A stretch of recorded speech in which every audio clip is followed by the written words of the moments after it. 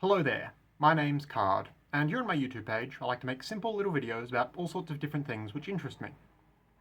Today I just wanted to articulate some thoughts of mine regarding the latest video on the PhilosophyTube YouTube page, as well as some of the criticism it's drawn. I don't want to get too bogged down in clipping specific stuff to respond to, and why that is ought to be evident by the end of this video too.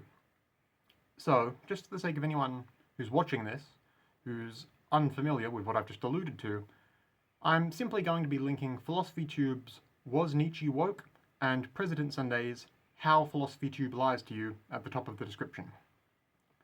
This video will really only make sense if you've seen those already, but either way, or just to refresh our memory, long story short, PhilosophyTube just published a video called Was Nietzsche Woke, and it's about what you might expect from a pop philosophy YouTube channel.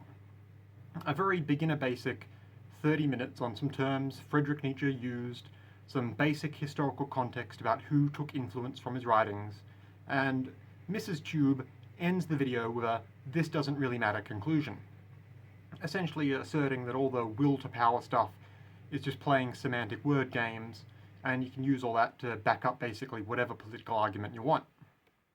Whatever. I'll loop back to what I think of that shortly, but what really gave me the impetus for making this video was the extensive debunking / response made by other YouTuber, President Sunday. Because I do want to respond primarily to him and his video here. And I do kind of hope he watches this. And I think there's a decent chance he will.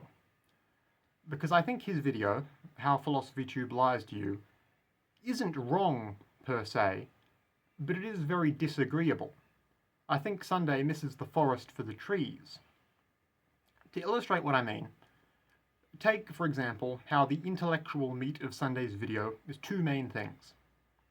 One, criticizing the Tube's inclusion of a long list of sources, and how they don't actually seem to be contributing much, if anything, to our actual video, other than to perhaps give it an unearned sheen of literary intellectualism.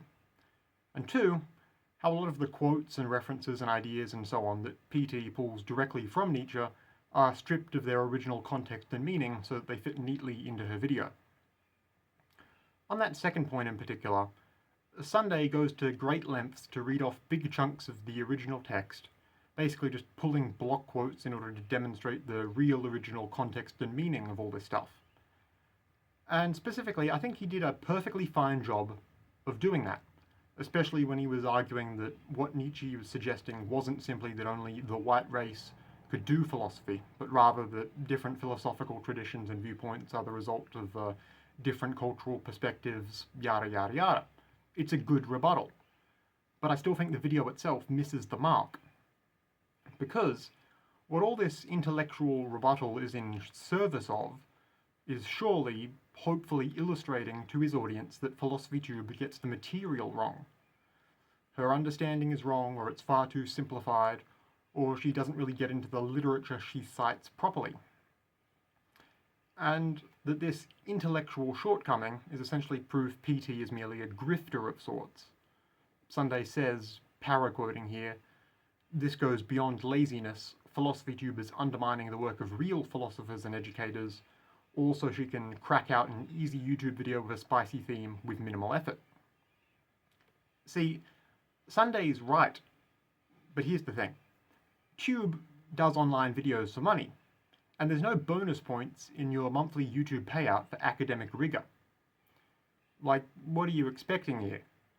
I don't necessarily want to begrudge independent creators who are getting their bag, but her YouTube page is just pulp pop philosophy. That's just what it is.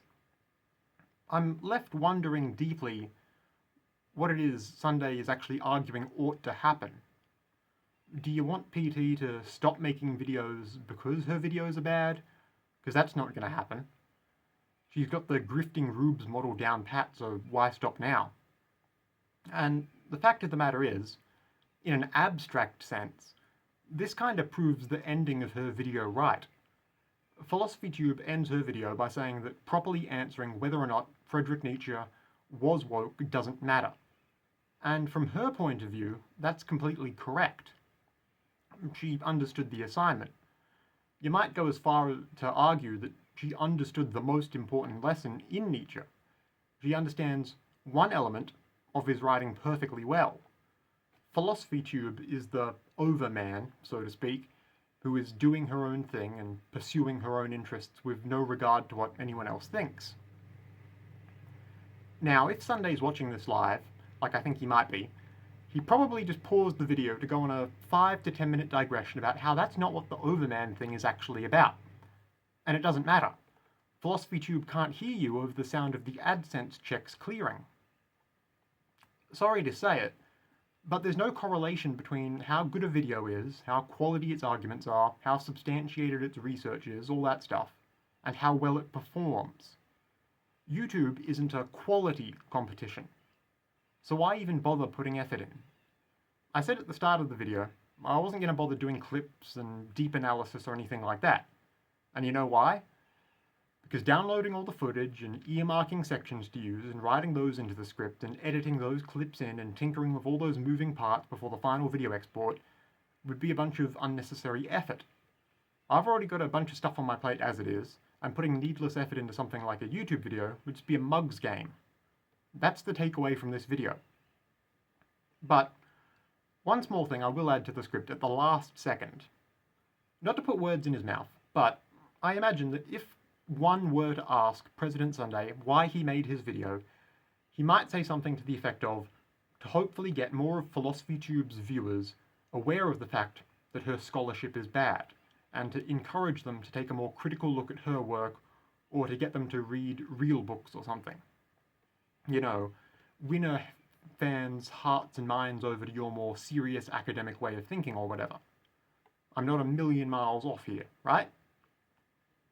Well, I hate to be the bearer of bad news, but when I googled President Sunday PhilosophyTube today, just to watch the video in question again and refresh my memory on what exactly it said, the first result, interestingly, wasn't the video itself.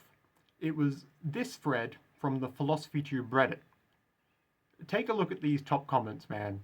Consensus in her community seems to be that you're a misogynist, transphobe, incel, etc, etc, etc, because you pointed out her video is bad. There's no winning hearts and minds over with a good argument. You can make debunk videos till the cows come home, and it's not going to pull the wool off any fanboy's eyes.